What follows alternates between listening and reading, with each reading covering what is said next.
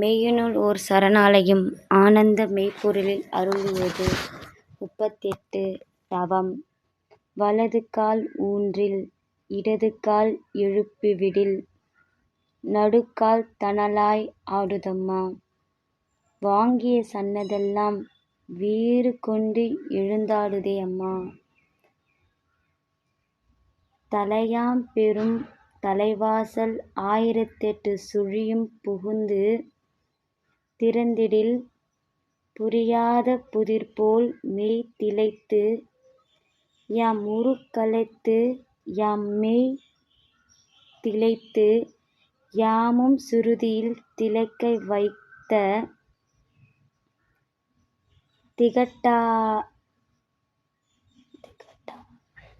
அமுத சுரப்பியை உமெய்ப்பொருள் திகட்டாத அமுத சுரப்பியே உமெய்ப்பொருள் அம்மா.